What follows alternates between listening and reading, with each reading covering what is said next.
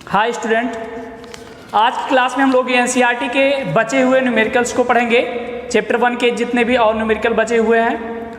कई सारे स्टूडेंट ऐसे हैं जो बार बार फ़ोन कर रहे हैं या मैसेज कर रहे हैं कि सर कौन सी बुक से आप पढ़ा रहे हैं न्यूमेरिकल्स। मैं आपको ये बता दूं, आप हाई स्कूल में पहुंच गए हैं आप लोग। अब आपको न्यूमेरिकल लगाना आना चाहिए कि क्वेश्चंस कैसे लगाया जाता है, ना कि किस बुक से पढ़ाया जा रहा है। ये बहुत ज़्यादा मायने नहीं रखता है। मेरे पास यहाँ पर कोई एक बुक नहीं है, जो भी बुक है उन सारे बुक से मैं क्वेश्चंस करवा रहा हूँ यहाँ पर धीरे धीरे करके। जैसे इस समय देख रहा होंगे पेज मेरे पास है, इसमें एनसीईआरटी के क्वेश्चंस प्रिंट हुए हैं, ये मैं करवाऊँगा। हमारे पास और भी एक दो बुक है, उससे भी कराऊँगा। आपके पास कोई बुक है उसके न्यूमेरिकल्स आप खुद ट्राई कीजिए, इसी टाइप के ही न्यूमेरिकल कुछ मिलेंगे। और अगर आप नहीं सॉल्व कर पा रहे हैं तो व्हाट्सअप कर दीजिए मेरे पास, उसको हम अगले वीडियो में सॉल्व करके दे देंगे आपको, ठीक है ना।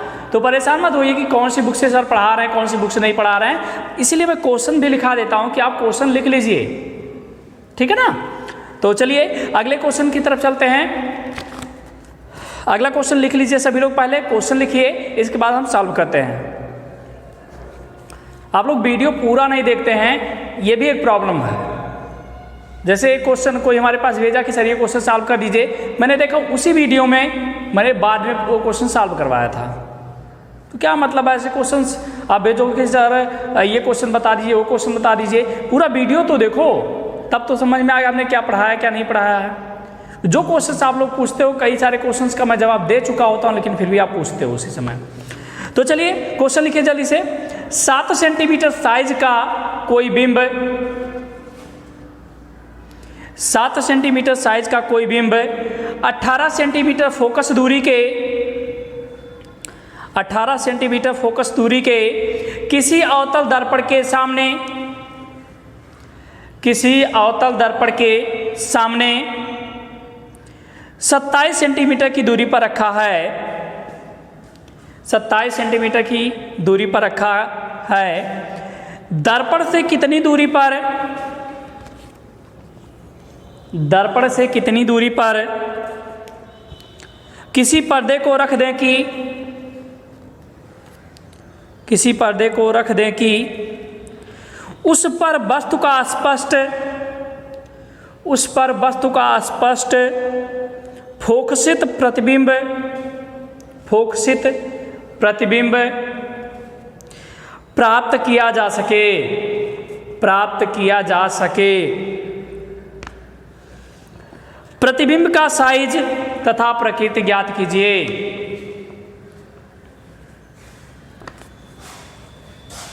तो चलिए क्वेश्चन सॉल्व करते हैं। 7 सेंटीमीटर साइज का कोई बिंब, यानी वस्तु की लंबाई कितना है 7 सेंटीमीटर, और वस्तु की लंबाई को हम h1 से डिनोट करते ऊंचाई, ठीक है।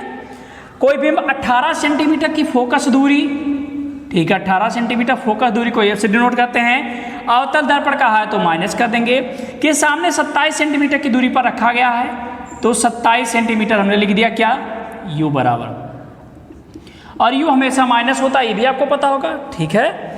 आगे बढ़ते हैं, कह रहा दर्पण से कितनी दूरी पर किसी पर्दे को रखें। पर्दे को रखने का मतलब होता है कि पर्दे पर ही प्रतिबिंब प्राप्त होगा, ठीक है ना। तो कितनी दूरी पर प्रतिबिंब बन रहा है, इसका मतलब ये हुआ, तो यानी आपसे पूछ रहा v बराबर क्वेश्चन मार्क लगा देते हैं, और कह रहा कि साइज भी बताइए और प्रकृति भी बताइए, यानी h2 भी फाइंड करना है, h2 का मान क्या होगा। तो हम लोगों ने दर्पण का सूत्र पढ़ा है, दर्पण सूत्र अगर नहीं पढ़े हैं तो पीछे की वीडियो में देख सकते हैं। 1/f = 1/v + 1/u, ठीक है ना। इसे मान रख दीजिए, जिसका भी पता 1/f का मान कितना है -18 = 1/v का मान नहीं पता है, प्लस 1/u का मान -27 है। इसे हल करते हैं, -1/18 = 1/v, और यहाँ पर प्लस यहाँ पर माइनस, तो क्या हो जाएगा -1/27, ठीक है। अब क्या कर सकते हैं, 1/v को इधर ले आइए, -1/v, अगर 1/v को इधर लेकर आएंगे -1/v हो जाएगा, ठीक है। इसे 1/18 को उधर लेकर जाएंगे तो प्लस हो जाएगा, प्लस में 1/18 और -1/27, ठीक है। चलिए आगे हल करते हैं। 1/v = कितना, इसको कैसे हल करेंगे, हमने कई बार बताया कैसे, दोनों का नीचे गुणा करके लिख दीजिए। अगर आपको एलसीएम लेकर हल करना आता तो बिल्कुल सही है, कोई दिक्कत नहीं है। यहाँ के बाद इस लाइन के बाद कैलकुलेट करना, मैथ के स्टूडेंट जो मैथ पढ़ते हैं, जिनका मैथ ठीक ठाक है, मैं ये बताना चाहूँगा, इस लाइन के बाद आप पूरा खुद लगा सकते हैं और बार बार खुद ट्राई कीजिए। ये नहीं कि हमने जैसे सॉल्व किया वैसे ही आप सॉल्व कीजिए और सॉल्व करके उसका आंसर मैच कराइए, मिलाइए कि हमारे बराबर आया कि नहीं आया, ठीक है ना। चलिए, तो ये गुणा करके नीचे लिख देते हैं, इसका गुणा इसके साथ, इसका गुणा इसके साथ, त्रियक गुणा कर लेते हैं। तो 27 माइनस 18 -1/v इक्वल टू कितना, 27 में से 18 घटाएंगे कितना हो जाएगा, 9 बनेगा, बचेगा ना, ठीक है। और 18 27। अब क्या किया जाए, 9 दूना 18 हो जाएगा, यानी 1/-v इक्वल टू 1/54। 27 में 54 हो जाएगा, यानी -v इक्वल टू कितना 54, तो v इक्वल टू कितना -54। ये क्या आया, तो -54 सेंटीमीटर आया। तो त्रियक गुणा समझ लीजिए, ऐसे त्रियक गुणा कर लिया हमने, तो ये आ गया हमारा, ठीक है। अब ये माइनस चिन्ह क्या बताता है, अवतल दर्पण है, अवतल दर्पण में आपको पता होगा कि प्रतिबिंब क्या होता है, हमेशा दर्पण के आगे ही बनता है। दर्पण के आगे बनता है यानी क्या बनता है, आभासी बनता है। प्रकृति भी पूछा था, प्रकृति हमारा क्या हो गया, आभासी। ये क्वेश्चन सॉल्व हुआ। वीडियो को पूरा देखिए, समझ में आ रहा है तो अच्छी बात है, लाइक कर दीजिए, और नहीं समझ में आ रहा तो डिसलाइक भी कर सकते हैं, स्वतंत्र हैं। चलिए, इस क्वेश्चन को हम सॉल्व करते हैं। सॉरी, इसी में और भी कुछ पूछा गया था, ऊंचाई भी पूछा गया था। हम लोग एक सूत्र पढ़े हैं, -v/u इक्वल टू h2/h1 या h2/h1 इक्वल टू -v/u, कहीं पढ़े हैं? आवर्धन का सूत्र हम लोग ने पढ़ा था। h2 हमें नहीं पता है, h1 का मान रख दीजिए 7 इक्वल टू -v का मान -7, u का मान कितना -27, ठीक है। तो 27 दूना 54 होता है, यानी h2/7 और इक्वल टू -2 दिख रहा होगा। तो ये हमारा हो जाएगा h2 बराबर कितना -14। h2 का मान -14 आया, यानी प्रतिबिंब छोटा बड़ा कि बना कि बड़ा, तो देखिए यहाँ 7 है तो 2 गुना बड़ा बना, ठीक है, 2 गुना बड़ा बना, और माइनस में बना है तो इसका मतलब उल्टा बना हुआ है, क्योंकि ऊपर प्लस लिया जाता है, नीचे माइनस लिया जाता है। ये हमारा आंसर हो गया। वीडियो को पॉज करके आप लोग नोट कर सकते हैं, स्क्रीनशॉट लेकर के नोट कर सकते हैं, ठीक। चलिए, अगला क्वेश्चन जल्दी से लिखिए रफ में अपने, ये सब कॉपी में नोट करते जाइएगा बाद में। चलिए, अगला क्वेश्चन, उस लेंस की फोकस दूरी ज्ञात कीजिए, उस लेंस की फोकस दूरी ज्ञात कीजिए जिसकी क्षमता -2 डायोप्टर है, -2 डायोप्टर है। यह किस प्रकार का लेंस है, यह किस प्रकार का लेंस है। चलिए, अच्छा एक बात और बताना चाहेंगे, अगर आप लोग को मोटिवेशनल वीडियोज चाहिए, पढ़ाई कैसे करनी है, या आप पढ़ाई कर रहे नहीं हो पा रहा है, समझ में नहीं आ रहा, या पढ़ाई करते हैं भूल जाता है, ये सारी चीज़ आपको चाहिए तो कमेंट बॉक्स में लिखकर बता दीजिएगा। तो एक टाइम दे करके आपको लाइव आकर के हम लोग इस पर डिस्कशन कभी कर लेंगे, ठीक है ना, और काफ़ी आपको लोग के लिए काफ़ी हेल्पफुल रहेगा वो सारी चीज़ें। चलिए, तो ये क्वेश्चन है, देखिए क्षमता, ये क्षमता वाला क्वेश्चन बहुत इंपॉर्टेंट है, एग्जाम में एक क्वेश्चन तो क्षमता वाला आएगा ही आएगा, पक्का है। P बराबर -2 डायोप्टर, अगर माइनस में दे दिया तो ये पक्का है अवतल है। दर्पण की बात की गई या लेंस की, लेंस की बात की गई ना, लेंस की क्षमता ही है, तो अवतल लेंस हो गया।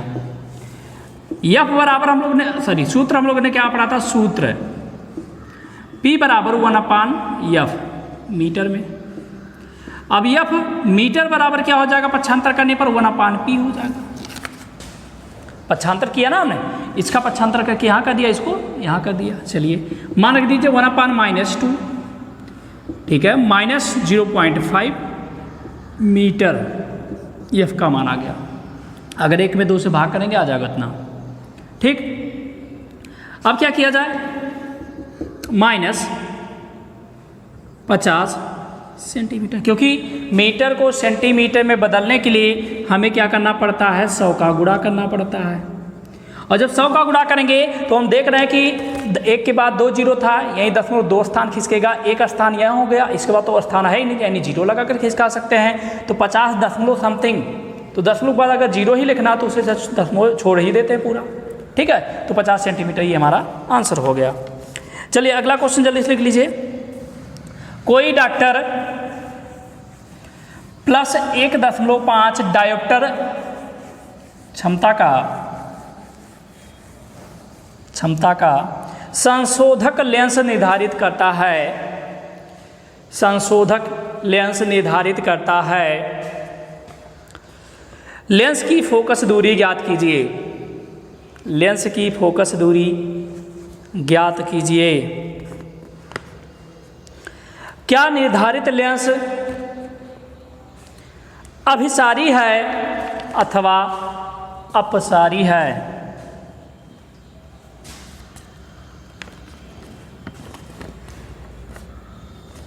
ठीक है, चलिए क्वेश्चन है, इसको समझते हैं। बहुत इंटरेस्टिंग क्वेश्चन। जैसे आप मतलब कोई लड़का है, वो किसी डॉक्टर के पास जाता है, उसको आंखों में प्रॉब्लम है, और डॉक्टर क्या करता है, उसकी प्लस 1.5 डायोप्टर क्षमता का एक लेंस बता देता है, इतना लेंस लगाना पड़ेगा आपको। अब वो लड़का कैसे जानेगा कि उत्तल लेंस है कि अवतल लेंस है? और जो उत्तल लेंस या अवतल लेंस है वो उसकी फोकस दूरी कितनी है, कैसे जानेगा? तो अगर आप फिजिक्स पढ़े हैं तो प्लस में दिया गया तो पक्का है ये उत्तल है। कैसा है? उत्तल लेंस है, देख करके तुरंत जान जाएंगे। अब सूत्र लगा लीजिए, P बराबर 1/F मीटर में। ठीक है, तो F मीटर में बराबर क्या हो जाएगा, 1/P। 1/P का वैल्यू रख दीजिए 1.5। ठीक है ना। अब F यहाँ पर लिख दीजिए मीटर में। अब कैसे हल करते हैं? देखिए दशमलव वाले क्वेश्चन को हल करने का तरीका, दशमलव बाद एक अंक यहाँ पर है, यहाँ है ही नहीं, तो दशमलव लगाकर एक जीरो कर दीजिए। हर में जितने अंक हो दशमलव के बाद, अंश में भी अगर उतने हो तो दशमलव भूल जाना चाहिए, यानी ये हो गया 10/15। ठीक है, और गुणे अगर 100 का देते हैं तो ये सेंटीमीटर में बदल गया। अगर गुणे हम 100 का देंगे तो सेंटीमीटर में बदल जाएगा, तो यानी 1000/15 सेंटीमीटर ये फोकस दूरी का मान हो गया। अगर हम 1000 में भाग कर देंगे तो हमारा मान कितना आ जाएगा? ठीक है, तो भाग कैसे करते हैं देख लीजिए। 15 का पढ़ा पड़िए कि 100 से ज़्यादा ना हो, 15 छक्का 90 होता है। ठीक है, 10 बचा, तो यहाँ पर अगर 10 लिखते हैं 100 जगह 15 छक्का 90, फिर अब बचा ही नहीं कुछ। ठीक, तो 90, 10 बचा हुआ, एक दशमलव लगाएंगे तो एक जीरो हो जाएगा, 15 छक्का 90, 6 7 F = इतना सेंटीमीटर। क्वेश्चन में इन्होंने पूछा है फोकस दूरी बताइए, फोकस दूरी हो गया। क्या निर्धारित लेंस अभिसारी है अथवा अपसारी? मतलब लेंस उत्तल है कि अवतल? आप लोगों ने पढ़ा था उत्तल लेंस को क्या कहते हैं, अभिसारी लेंस भी कहते हैं, और अवतल को क्या कहते हैं, अपसारी लेंस कहा जाता है। ठीक है ना, तो हम लोग कह सकते हैं ये हमारा कौन सा होगा, उत्तल लेंस होगा। तो ये आपके एनसीईआरटी के सारे क्वेश्चन आपके एनसीईआरटी की बुक के खत्म हो गए। कुछ क्वेश्चंस मैं आपको मल्टीपल चॉइस की करा रहा हूँ, आप लोग सुनिए ध्यान से। अच्छा, लिखना चाहें तो लिख भी सकते हैं, नहीं एक क्वेश्चन लिख लीजिए, इसको हम करा देते हैं, दूसरी बुक का है, लिखिए जल्दी से क्वेश्चन।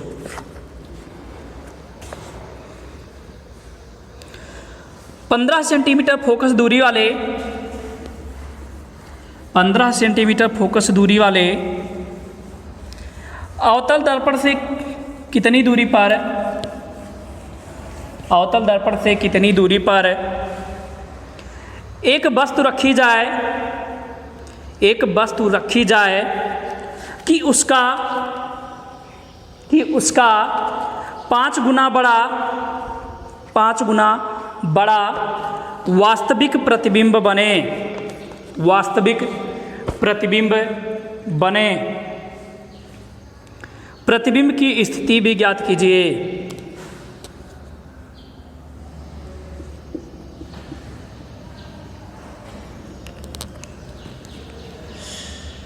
चलिए बोर्ड पर देखिए, 15 सेंटीमीटर फोकस दूरी कहा है, 15 सेंटीमीटर फोकस दूरी लिख लिया, और माइनस में क्यों, क्योंकि यह अवतल दर्पण है। कितनी दूरी पर एक वस्तु रखी जाए, यानी यू नहीं पता है, वस्तु कहाँ रखी जाए नहीं पता है कि उसका प्रतिबिंब 5 गुना बड़ा बने, यानी यम बराबर 5। देखिए जब कोई वस्तु के लिए बताया जाए इतना गुना, तो इसका मतलब वो यम दिया, आवर्धन दिया हुआ है, ठीक है ना। तो ऐसे भी सॉल्व कर सकते, एक तरीका और भी होता सॉल्व करने का। चलिए अब आगे सॉल्व करते हैं इससे, इसी के अकॉर्डिंग। यम बराबर क्या होता है सूत्र, दर्पण है तो minus v upon u equal to 5, तो v इक्वल टू कितना हो जाएगा माइनस 5u। अगर u को पक्षांतर इधर कर देंगे तो माइनस 5u हमारा हो जाएगा, ठीक। चलिए v का मान माइनस 5u हो गया। अब हम लोग सूत्र लगाते हैं 1 upon F equal to 1 upon V और प्लस 1 अपान यू। प्लस लिखना पड़ेगा क्योंकि कौन सा दर्पण वाला है ना, हाँ दर्पण वाला है, तो दर्पण के लिए प्लस में रहेगा। 1 upon minus 15 equal to 1 upon minus 5u, ठीक है, प्लस 1 अपान। अब इस u के बारे में आप सोचिए, देखिए अगर हम v का मान चिन्हों सहित रख लिए, f का मान भी चिन्ह सहित रख लिए, तो u का मान भी तो चिन्ह रखना पड़ेगा हमें। u क्या है, हमेशा u निगेटिव होता तो यहाँ पर माइनस u लिख लेना चाहिए, ठीक। ये हो गया minus 1/15 equal to minus 1 upon 5u और minus 1 upon u। Minus 1/15 equal to minus 1 upon u common ले लीजिए, ठीक। तो ये हो जाएगा 1 अपान 5 और प्लस 1, 1 अपान 5 प्लस 1, क्योंकि माइनस कॉमन ले चुके हैं तो प्लस हो चुका है, इसे कैंसिल हो जाएगा। 1/15 इक्वल टू 1/u और गुणे, इसके एलसीएम लेकर अगर हल कर लें कितना, तो 5 1 5 1 6, सॉरी 6 कितना 5 लिखना पड़ेगा हमको, लिख सकते हैं ऐसा, एलसीएम लेना आता होगा आपको इतना। चलिए अब आगे हल करते हैं, तो u बराबर कितना हो जाएगा 15 गुणे 6/5, 5 3 15, यानी u बराबर कितना 18 सेंटीमीटर। u का मान आ गया 18 सेंटीमीटर। अब हमें v का मान पता करना, इसलिए v इक्वल टू कितना हो जाएगा माइनस 5 इंटू यू का स्थान पे 18 लिखिए, माइनस 90 सेंटीमीटर, ठीक है ना। ये हमारा हो गया v का वैल्यू। और क्या पूछा गया इसमें, प्रतिबिंब की स्थिति, यानी यही पूछा गया था बस। उम्मीद करते होंगे ये सारे क्वेश्चंस आप लोग कर पा रहे होंगे। वीडियो को पूरा देखा कीजिए, लाइक किया कीजिए। चलिए कुछ क्वेश्चन हैं जो आगे की वीडियो में हम कराएंगे, इस वीडियो में केवल इतना ही रखते हैं, ठीक है ना। चलिए।